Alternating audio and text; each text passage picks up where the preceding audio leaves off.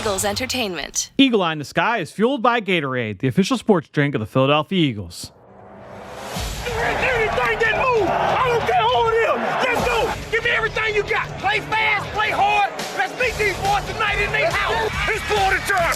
It's party time. Here we go. Touchdown! You're listening to the Eagle Eye in the Sky podcast. Now here's your host, Fran Duffy. That's right of the week, and we're getting you ready for Eagles-Giants as the Eagle Eye in the Sky podcast, fueled by Gatorade, continues. I'm Fran Duffy, and as always, I think we've got a great show for you here on episode number 375. At the top of today's show, we've got Chalk Talk, where I chat with my friend Ben Fennel, where we catch up and share our thoughts on the New York Giants and discuss what we think the Eagles are going to see this Sunday up at MetLife Stadium. After Chalk Talk, we're going to transition to Scouting Report, where we focus in on one of the impact players for this Giants defense, and that's second-year safety Xavier McKinney. This is a guy that was a second-round pick for them a year ago. He missed most of last season with an injury, but he has established himself as a really good player in that secondary so far here in 2021. We will get into exactly why in that segment and why he's a player Eagles fans need to watch out for here in this game. Before we get there, a couple of things I want to make sure we hit on. Number one, make sure you head on over to our Apple Podcast page, throw us a review, throw us a rating. If you've got a question about this team, we will answer it. And while you're over on Apple Podcasts, make sure you are subscribed to the Journey to the Draft podcast. Myself, Ben Fennel, Dane Brugler, Ross Tucker, a whole rotation of guests. We are always on there talking about the top prospects in this upcoming NFL draft. So if you're starting to get ready, you're starting to think ahead to next April, now's the time. You will know all about the top players. The Senior Bowl announcements are coming through. We're starting to get news of underclassmen entering this class. Now is the time. Make sure you are getting prepped for next spring over on the Journey to the Draft podcast. Now, before we get on with the start of the show, I caught up with Eagles defensive coordinator Jonathan Gannon this week on Eagles game plan. We covered a few different things, 3 different plays we broke down. One, a great run defense play where you saw a lot of guys really impacting the run fit. I thought the Eagles did a really good job of that in this game. We covered Fletcher Cox's forced fumble, what went into that play, and also how number 91 impacted Darius Slay's pick 6. So make sure you go check that full segment out over on Eagles Game Plan. The tape study segment will also get posted on its own over on PhiladelphiaEagles.com. But there were a few bites that didn't make the show, and I want to save it right here for this podcast right now. Let's get to some of my bites here with Eagles defensive coordinator Jonathan Gannon. The great thing about this is in traffic, as the ball's creasing through, you see, if you could close up to his eyes are deadpan on that ball. And that's why you see him stick his fist right on a ball right there and knocks it loose. So, huge play in the game. And then the other thing we talk about is population to the ball. When we do force fumbles, we need more black jerseys than there are white jerseys. So you need population to the ball, because I think this ball even gets kicked out. It gets spit out a little bit, and TJ ends up right there as it spits out. You see the 2 offensive linemen looking, and TJ has his eyes down on the ball there and ends up recovering the ball. But, it's just a great play by Fletch in the run game to force that fumble, and then for us to have a lot of black jerseys around it, and TJ ends up falling on it. But just a huge play, because we know the value of the ball, and the takeaway battle is a really a winning stat. So hats off to those guys. They did a good job with that. Coach, when you talked about the ball awareness there from Fletcher Cox, it actually took me back to really early in his career. He played in that 3-4 from 2013 to 2015 and had to 2-gap so often. And he was so powerful and so strong that when he's able to just kind of win that matchup one-on-one, now it's easy for him to kind of find the football, because he's just so easily able to dominate the guy across the other side of the line. He's a tough block one-on-one, as you saw. I mean, not just this play, but the entire game when they were blocking him one-on-one. He was really train wrecking the game. So just a really good example of good run defense is, we always talk about it's 11 versus 1. They have 1 ball carrier. We have 11 guys. So we don't want to just have 1 guy on the ball. And certain times you can't prevent that, but as much as we can, we want to have more than 1 hat on the ball. We call that a team defensive tackle, which is 5+ on the ball. And that's an example of that. So just really good execution by the players, understanding what the play concept is, what to do with each spot, what we're looking for, and good execution of that call. Coach, I don't want you to get too deep into the mechanics here, but also kind of a unique look here from the Saints. Obviously, they were one of the big leaders in the NFL with 6 offensive line sets. They've got that 6th offensive lineman out. I thought it was interesting. They had the tight end lined up inside. They're bringing a receiver across. So a unique front. Does that change things for the defense and have to go through some things mentally pre-snap? No, it doesn't change as far as our responsibility, but our guys are playing with accelerated vision right here and know that's the play coming. So that's why you see Alex punch his gap right there and go smack this tight end, and Milton play the way he just played it. He stands his guy up, and Kerrigan, really good job by putting his hands on the proper guy there, because there can be some different techniques with how guys are aligned, but our guys understanding when they got in this set that this was one of the major plays that they ran out of it, and it's a good process by our defense and a good execution of the call. So, Coach, let's now go forward to take a look at Big Play Slay and what Darius has done. 3 touchdowns in 4 weeks. Let's take a look at his pick 6 here in this first half, late in the half. Take us through what you see on this play. And I'm excited just from your experience as a defensive backs coach, just kind of isolate Darius here and tell us what you're seeing. Yeah, so this is in a 2-minute drill. So he's playing off right here. And, this is just what he does in practice every day, Fran. And this guy is a technician. He's ultra competitive. He loves football. He loves to practice. And this is what he does every day. So you see it show up. So not surprising that he makes this play because he does it in practice.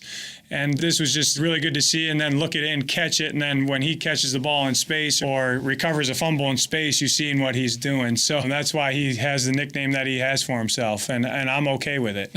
Coach, when you look at his skill set, this is a guy that, whether it's press man, off man, zone, all the variety of coverages and techniques, he's a guy that can check all the boxes, and that's hard to find at the cornerback spot. It really is, and that's just a testament to him. He's a complete player. You got a lot of good corners out there that really do one thing really well, and then they struggle at other things. You just said it, Fran. This guy can play off. He can hard press. He can soft press. He knows how to play cloud the right way. He knows when they get in condensed splits what he has to do with his eyes. He has really good eye discipline. But with that play in particular, you see the skill set of this guy is, just understanding the situation first, the receiver split, all his film study has come into play. He knew 2x2 open. That was their favorite concept right there. His technique is perfect. And when the ball comes to him, that's what we always measure our guys on. When you have a chance one-on-one, do you make the play or not? He makes the play. So just really good there. And you see what helped him up here is 94 and 91. So you see him get that quarterback off the spot here. We've been rushing good all day. He's probably a little bit uncomfortable. You see the pocket start to collapse there. Fletch starts to turn the corner. And, he can't really step up into this throw like he wants because Fletch and Sweaty right there. So even though that's a little detail that you're like, oh, well, he kind of stepped up and threw it well, that quarterback feels pressure in his face right there, probably leading to him throwing this ball a little inside, which makes this thing go. So we always talk about rush and cover. Slay should give half of that football because of his touchdown to Sweaty and Cox. And just like the sacks go the other way, That's all right. the same thing, That's full right. team They're football. They're all connected. They're all connected. And again, for that whole segment, make sure you check out Eagles Game Plan or check out Tape Study when it goes live on Friday across all Eagles digital channels. Now, let's get into my discussion with Ben Fennel. Turn our attention towards this matchup against the New York Giants. It's time now for Chalk Talk. Let's get down to business. It's time for Chalk Talk.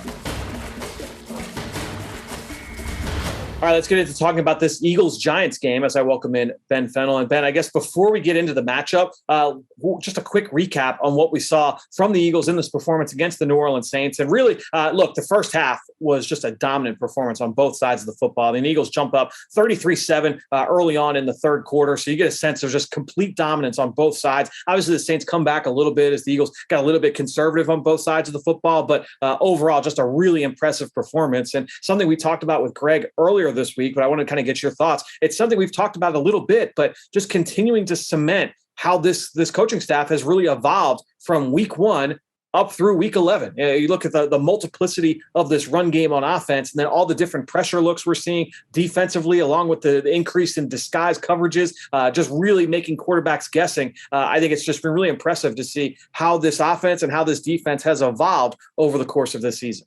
Well, from a philosophical and a collective sense, Fran, I feel like this team has not only been dominating the run game, but they're dominating the line of scrimmage on both sides of the ball. And we walked out there every day in practice in the summer and said, that's where the strength of this team is, on both sides of the trenches, our defensive front, our offensive line. And I really think that set the tone on both sides of the ball in every game over the last month. And they've been 3-1, nearly beat the Chargers to go 4-0 over the last month. And I really think the inside out play of dominating the line of scrimmage, establishing the run game. And this game took a little bit of a different tone in the run game, because we saw a little bit more of that vertical displacement. We saw some of those double teams that maybe weren't featured in that Denver game. And then defensive line with the knockbacks and playing on the opposite side of the line of scrimmage. The trenches, the line of scrimmage have been dominated. And it's really great to see, because, Fran, that works in November. It works in December. It works on the road. It works when you have injuries. It works under adversity. When you can dominate the line of scrimmage, you have a fighting chance every game in this league. Yeah, no question. And I real quickly, just talking about the multiplicity of the run game. You made the prediction back in July here on the show, or even as late as late August, that this was a team that's going to lead the league in rushing attempts. Last I checked, I'm pretty sure the Eagles right now are 7th. They are gaining fast on that top spot. And the way that they're tracking over this last month, your prediction may end up coming true. Now, that said, what you and I both love about this run game is just the versatility and the multiplicity, all the variety that we see, the downhill runs. We see gap schemes. We see zone schemes. We see perimeter run schemes. We see the option run game, the quarterback run game. And when the Eagles were at their best offensively in the previous iteration, right, under Doug Peterson and that offensive coaching staff, we always praised the multiplicity of that scheme, right? And the one thing I think we're seeing more here is obviously with Jalen Hurts, you have that quarterback run element that adds another set of layers to everything that you're doing. And so I love that. And it's been, obviously it's a lot of fun to be able to watch that. And they're doing a good job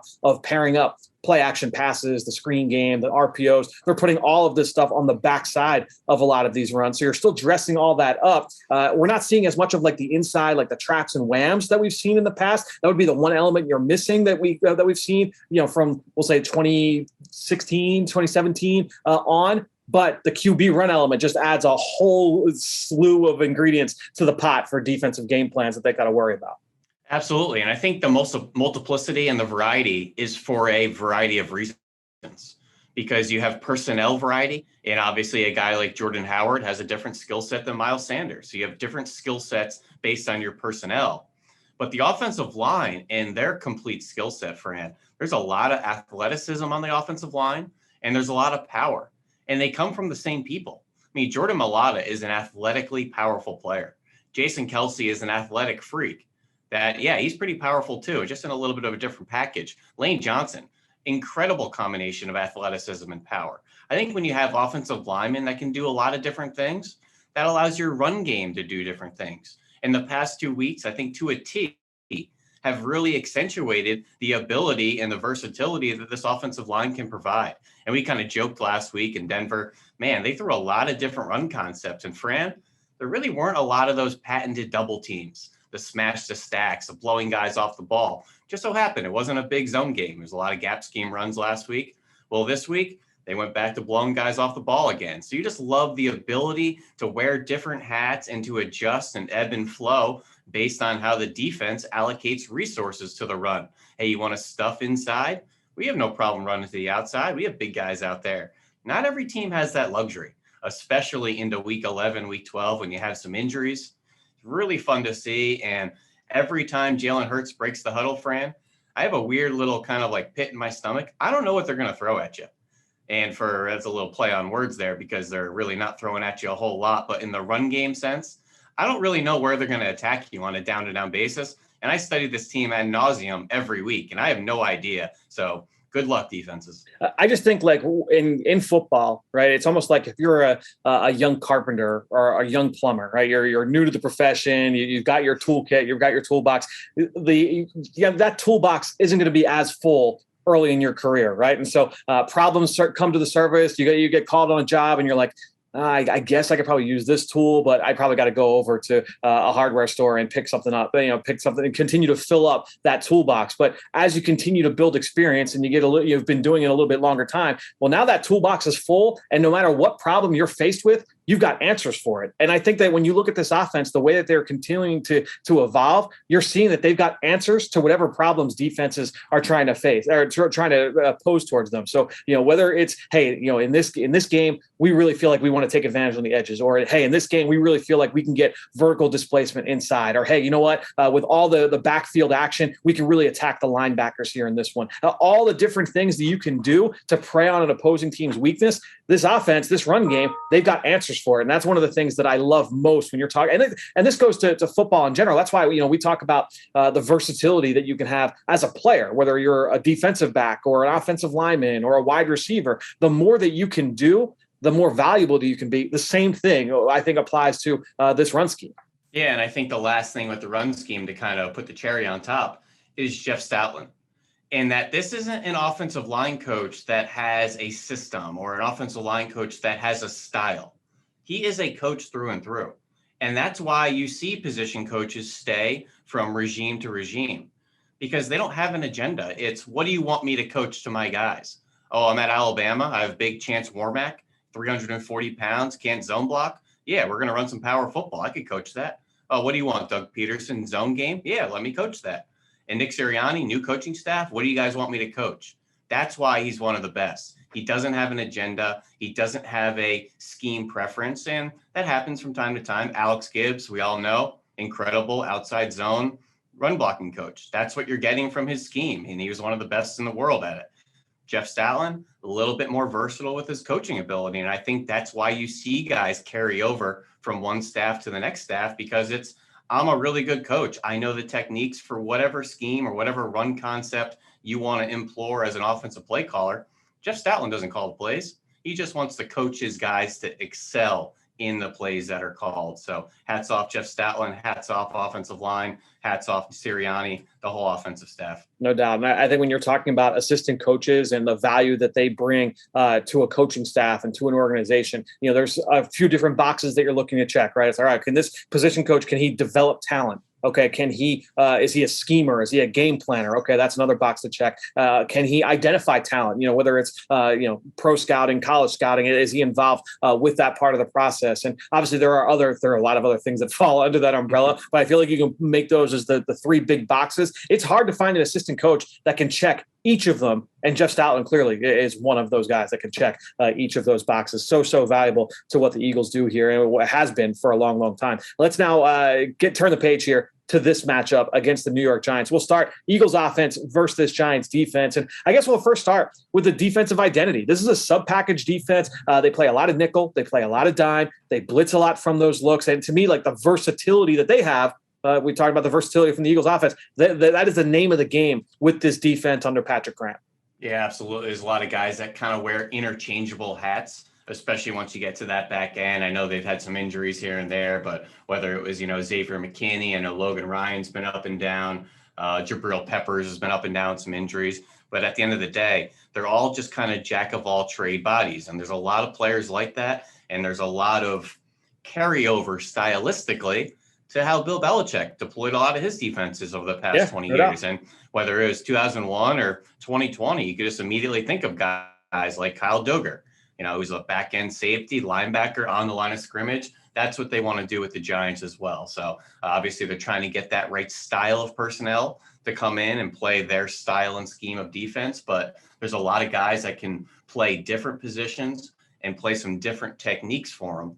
It's just a matter of, can you get into the advantageous situations on third and medium, third and long to really deploy a lot of that sub-package athleticism. Yeah, I mean, you look at just the personnel on the back end and just going through some of the key players. Xavier McKinney is a guy we're going to talk about here coming up, but you and I believe, compared him to Malcolm Jenkins when he was coming out in terms of what he can do from a defensive standpoint. Logan Ryan has been an outside corner, a nickel corner, a safety. Julian Love was a college corner that ended up plugging where it was leaking last year in that secondary as a starting safety. Darnay Holmes has played inside-outside. Adoree Jackson has played inside-outside. All right, so they've just got a lot of guys that can do a lot of things on the back back end. And then the same thing when you go up front, whether it's Leonard Williams or Dexter Lawrence, Lorenzo Carter, they move around and do different things with. So they have a lot of versatile pieces on this defense. Obviously, Jabril Peppers, he's on injured reserve right now, but another guy that wears a lot of hats defensively. We mentioned they play a lot of sub package. They're 26th in the NFL, I believe, coming into this past game in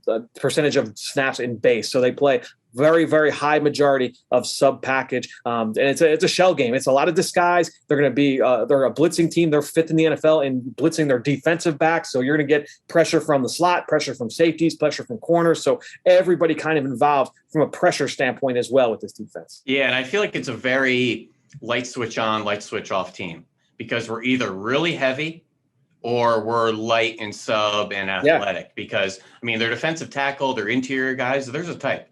Dexter Lawrence, Austin Johnson, Leonard Williams, Danny Shelton. These are all pretty big run plugging types that don't have a whole lot of up the field presence. And even going to their linebacking core, guys like Reggie Ragland and Xavier McKinney are typically heavier off ball linebackers. And then you get the speed out there, the O'Shanes Zaminis, and obviously Azeez Ojulari has flashed from time to time. Don't forget, Ojulari, 8 pressures, 3 sacks against the Panthers a few weeks ago. He can turn it on at any point, and he can ruin a game as well. So Ellerson Smith's a really nice player as well from North Dakota State. They're starting to get a little more athletic and some quarterback hunters on the edge of the defense, but it's very much hey, we're plugging and stopping the run and beefing up. Oh, we did our job.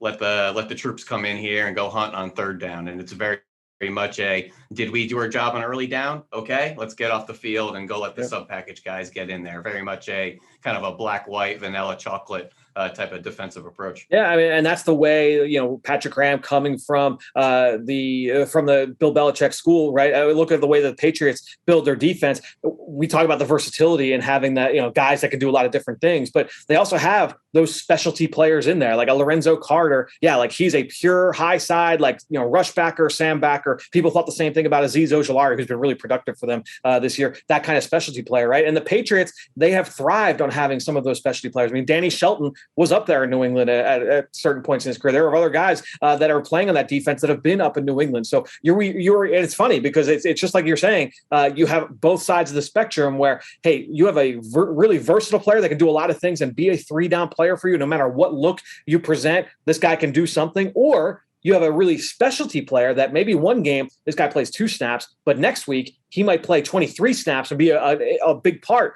of what your defensive game plan is, depending on how the offense wants to play. Hey, they're going to play a lot of heavy personnel. Danny Shelton, he's going to play a lot of reps for us inside as a nose tackle next to Austin Johnson or next to Dexter Lawrence. But next week we might play the Chiefs and they're going to throw the ball over the yard and spread us out. We might not see too much of Danny Shelton here in this game, right? So you've got, and that's how they kind of operate. It's a really interesting scheme. It is. They do a lot of good things on that side of the ball.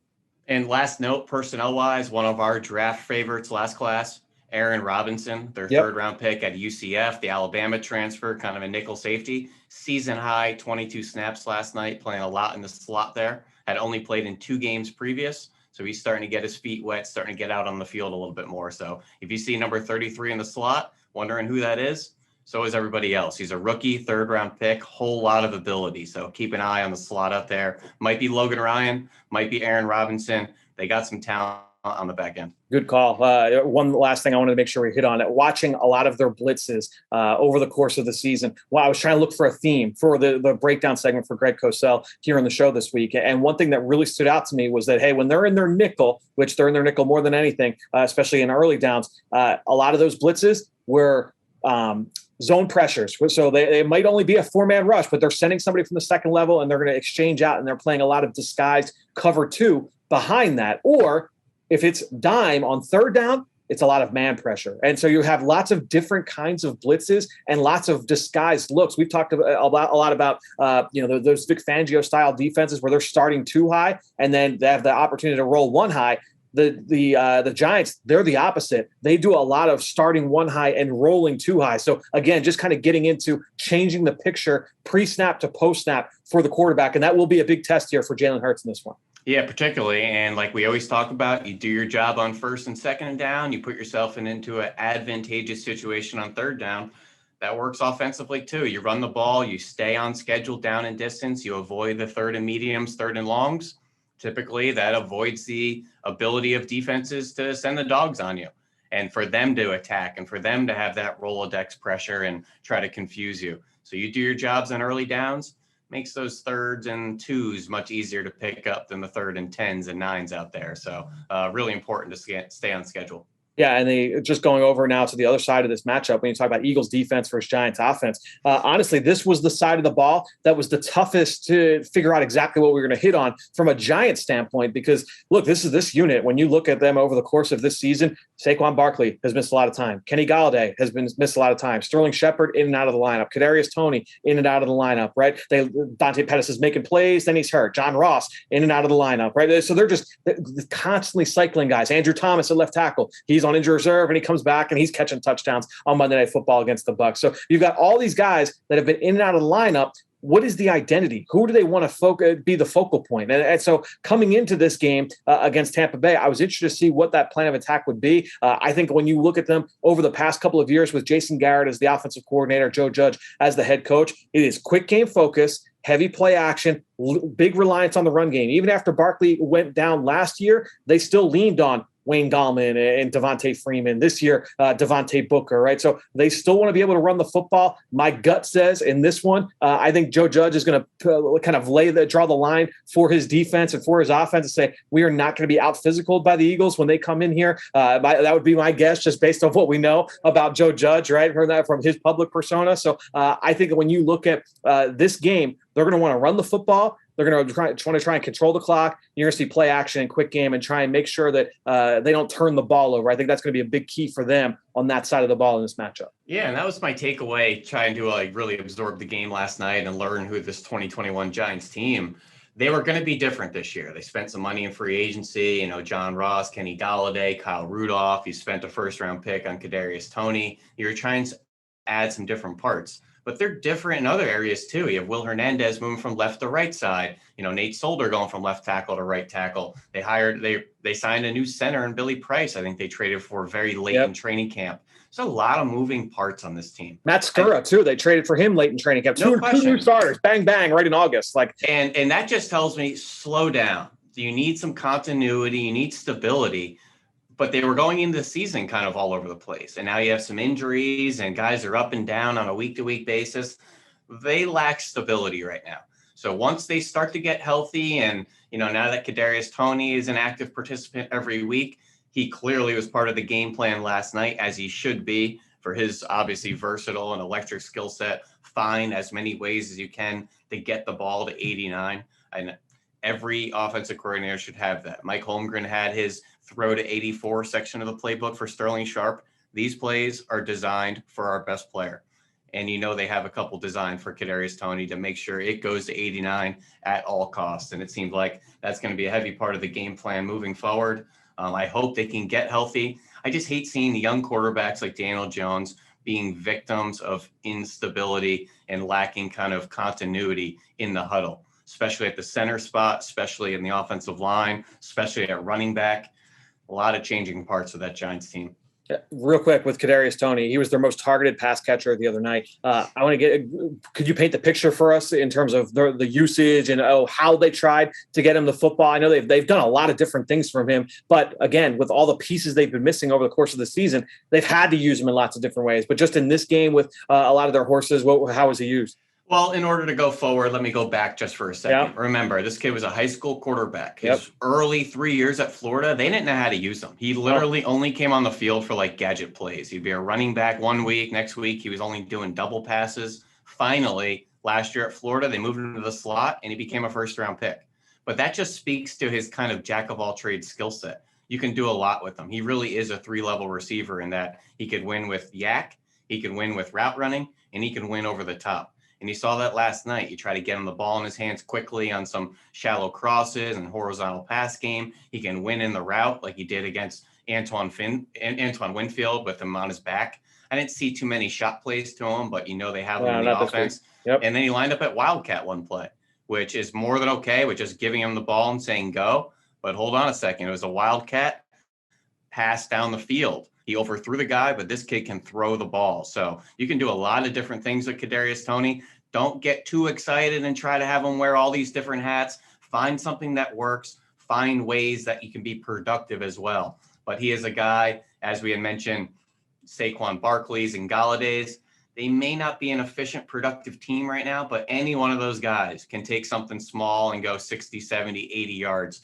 like we've seen in the past with Saquon Barkley. So don't sleep on these guys. They have some playmakers despite that inconsistency with availability. You mentioned that wildcat throw from Kadarius Toney. I alluded to the Andrew Thomas touchdown on tackle eligible play. It's interesting but that's what's interesting though is that as I was going through my notes on this game before last night's game, before Monday night's the loss to the Bucs, just kind of going through what I wrote about the Giants last year after you and I studied them on film.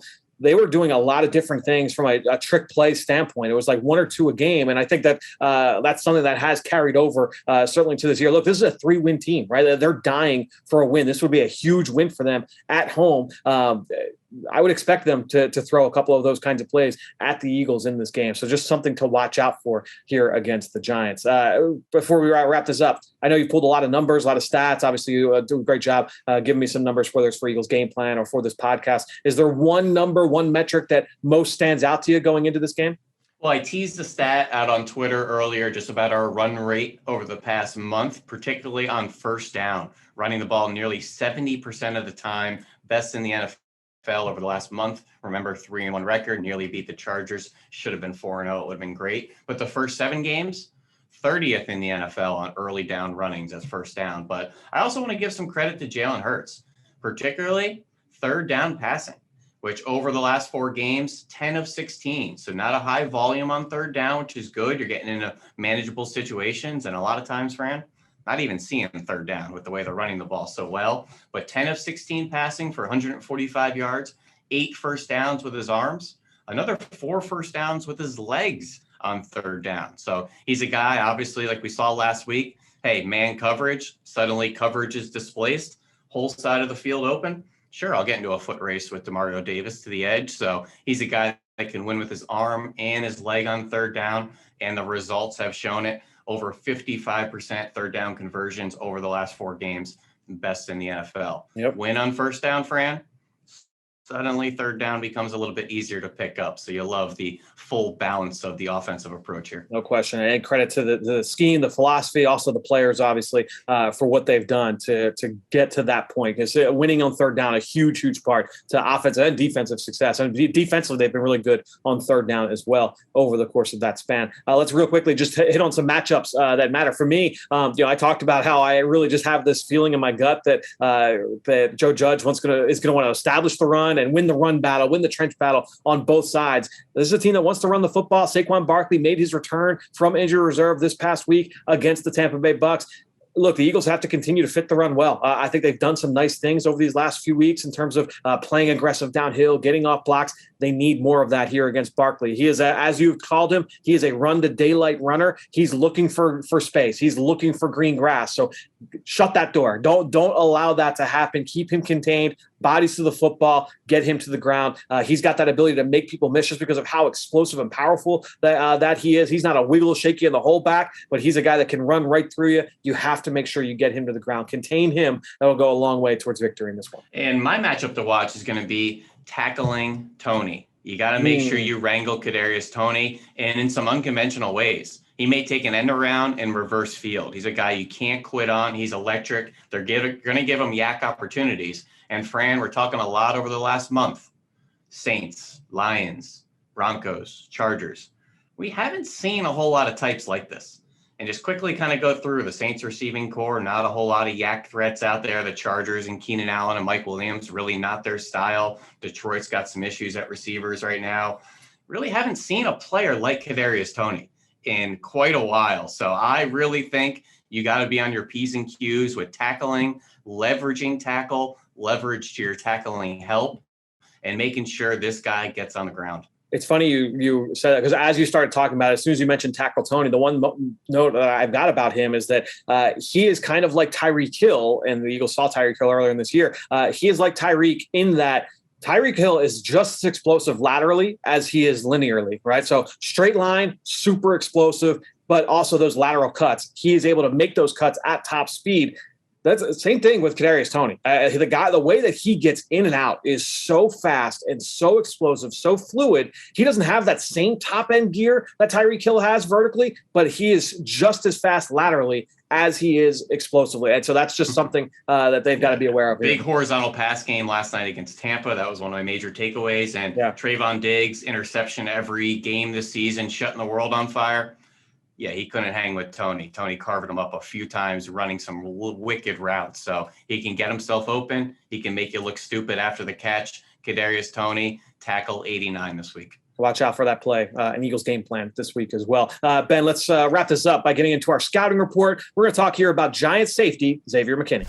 Hey, Eagles fans, get ready for the game each Sunday with an exclusive look at Eagles pregame warm-ups brought to you live each week when you join myself, Amy Campbell, and Eagles insider Dave Spadaro on the Kickoff Show presented by Exalta. We provide Eagles-focused analysis, late-breaking news, and the team perspective that you cannot get anywhere else. The Kickoff Show presented by Exalta can be seen live 50 minutes before kickoff on PhiladelphiaEagles.com, the Eagles mobile app, and the team's social media channels. Dim those lights. We're headed to the film room for the scouting report.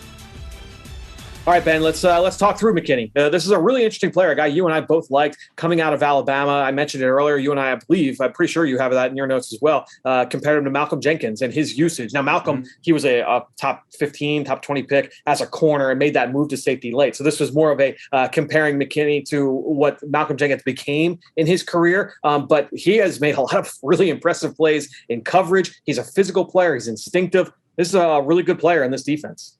Yeah, I just thought he was that perfect style of 2020 defensive back, which he came out in that 2020 class, in that he could play on the back end. He could play near the line of scrimmage. He could play in the box as kind of a second level player. He could defend the slot if you need. That big safety role where his size isn't a liability, but can wear a lot of different hats in both the run and the pass game.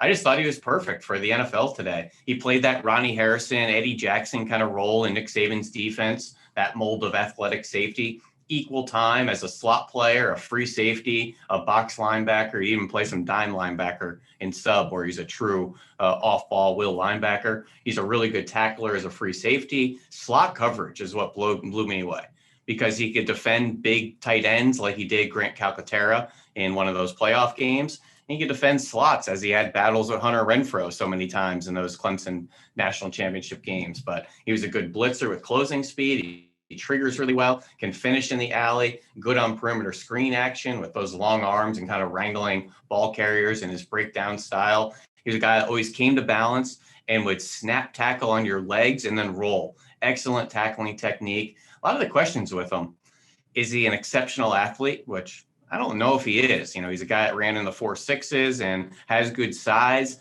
You can only be so many Derwin James, Sean Taylor types out there to be big and explosively fast. So he was more than athletic enough, but not over the top, wow, holy crap speed. He's also not really the enforcer type. He's not the kind that's going to knock your head off over the middle. He's very technically sound. He's where he should be. He's an efficient player, but he's not like that tone setting safety, which is okay. But I'm just kind of categorizing what type of player he is. And then occasionally had some eye violations where he'd want to peek inside at quarterbacks instead of reading his route. It happened at Alabama from time to time. You get in the fourth quarters, you're trying to, maybe bait a pass or two here and there in some blowout games. But really good player. And Malcolm Jenkins, I had no problem with that type of comparison, considering at that time in 2020, had just got done playing years of good football for Jim Schwartz and putting a Super Bowl in our trophy case here. So when I was thinking of reading back through my notes and even just listening to you just now talk about Xavier McKinney, it kind of brings me to a conversation that I had earlier this week over on the Journey to the Draft podcast, where I caught up with Eagles director of player personnel, Brandon Brown. And we talked about what he values most in projecting safeties from college to the NFL. And we kind of talked through it. And I thought it was really notable that the first two things he brought up were all of the mental traits in turn that go along with it, the mental weight that is placed on that position and how taxing it is. And then the second thing was the versatility. And one of the big things we just talked about with Xavier McKinney when he was coming out of Alabama, he checked all the intangible boxes. You knew what you were getting with Xavier McKinney from a mental standpoint. He handled so many different things for Nick Saban in that defense, one of the more complicated defenses in college football. So he had that in his bag, but then the versatility on top of that, right? I mean, he played linebacker, he played in the slot, he played from depth, single high, two high, he did a lot of different things. And we're seeing that now, right? So I think just kind of us talking about Xavier McKinney, I thought it was interesting just hearing hearing Brandon Brown talk about that. It really took me back to that conversation. You go check that out. Every single week, I've got a member of the Eagles front office and scouting staff on the Journey to the Draft podcast. We have those conversations every single week, and I thought it was really topical with us talking about McKinney this week. Well, and just give me a quick little snapshot on how you viewed that safety class, because there was a lot of conversation around guys like Isaiah Simmons, Jeremy Chin. Obviously, we had mentioned earlier Kyle Duggar, the popular Lenore Ryan going to the Patriots. Yeah, talk to me a little bit about that 2020 safety class. Yeah, it was a really interesting group overall. As I'm waiting for my notes to open back up, when you look at that class, obviously it was kind of a unique end to the pre-draft cycle, right? Because that was right when COVID-19 hit. But I think when you look at that group, there was a little bit of everything. And that's what's been so interesting about the safety position in general, is that as defenses have evolved and we're seeing the positionless players and how guys are used all over the place, the beauty is going to be a little bit in the eye of the beholder. And Isaiah Simmons was one of those guys. You talk about Kyle Duggar, Jeremy Chin. They were all kind of in that group of, is he a linebacker? Is he a safety? Is he a big nickel? I had Simmons with the safety group, and to me, I looked at him and Grant Delpit, who ended up going in the second round. He had a broken leg late in that process for LSU. I had him and Simmons in that same tier, and Xavier McKinney just beneath that with Antoine Winfield and Duggar. So feel pretty good about that. That top five. That's five pretty good players. Right there, yeah. That's a pretty good group. And we have Kayvon Wallace here in our locker room. Yep. Antoine Winfield, great player. How about L'Jarius Sneed? Played corner played safety and kind of converted to corner with the Kansas City Chiefs. Julian Blackman stepped in as a day one starter and became a good question. Grant Delpit, I don't think played much as a rookie, but he's on the field now for the Browns. A lot of different body types here. Brandon Jones, I think, plays in there. Brandon Jones, is he down in Miami, I believe? Yep. Brandon Jones is starting. Terrell Burgess is starting for the Rams. There was another name I just came across. Miles Bryant doing good things for the Patriots as well as a role player there in that secondary. It was a really good safety class. Jordan Fuller. You got to mention Jordan Fuller, a day one starter for the Rams there last year. Gilman is a big nickel player for the Chargers when he's Julian Blackman. Wow, great group here. Yeah, it's a really impressive group of safeties. We'll see if Ashton Davis can get himself onto the field there. Yeah, no, it's a pretty good group. And Xavier McKinney, I had him at number 3. Wouldn't have batted an eye at anybody who had him at number 2, even number 1. If you had Simmons at linebacker, I would say if you had McKinney over Delpit, I wasn't going to bat an eye at that. I have a monster report on Simmons. Obviously, his crazy we talked about him all the time, of usage and stuff. But right under him, I have Xavier McKinney. Yep. So grade-wise, that's how they stacked out. I don't know if I wanted Simmons in this safety group here, but as far as grades and how my sheet is sorted, Simmons, number 2 safety in that group, in a very impressive safety class. Yeah, and that's the thing too. When you talk about Delpit, he was a different kind of player, right? I mean, he was more of the post play from depth, more of the finesse type, where he had a lot of missed tackles. Where McKinney, he wasn't the enforcer like you mentioned, but definitely more of that versatile. He can play close to the line of scrimmage. He can offer value as a blitzer and against the run, playing in traffic, all those things. So, really, really good group of safeties. Always a fun discussion. Ben, we will talk more about some safeties this week on the Journey to the Draft podcast. And we'll be back with you next week right here on the Eagle Eye in the Sky podcast, fueled by Gatorade. Great stuff from Ben, who you can follow on Twitter, just like I do, at @BenFennel_NFL. And while you're at it, I'm at EaglesXOs. That's where I post all the podcasts I'm a part of and all of our X's and O's content that we produce here with Eagles Entertainment. You know how much I appreciate everybody that promotes this podcast on all forms of social media. That is one way to support the show, but the best way is to go on to Apple Podcasts or Stitcher. Leave us a rating, leave us a comment. I wanted to give a shout out to everybody that has done that lately. All of your questions, we are answering them here. So if you've got a question, you can get right up to the top of the queue. You'll appear in the next episode right here on the Eagle Eye in the Sky podcast, whether it's about this team, the X's and O's about it, the NFC East, the playoff race, everything about it. Make sure you go on, leave us that question in the comment box over on Apple Podcasts. You throw us a review, and we will answer it right here on an upcoming episode. No faux focus this week. The Eagles play the Giants here in a couple weeks. The Giants media contingent, they're coming off a short week. Obviously, there's already a holiday, so we're skipping faux focus this week, but still have a little bit more analysis for you. As always, we catch up with our guys, our Eagles game plan crew, Ike Reese, Mike Quick, John Clark, Greg Cosell. Some bites that did not make that show this week, I saved it for you right here on the Eagle Eye in the Sky podcast. podcast. Here's some of the stuff from the cutting room floor this week on Eagles Game Plan.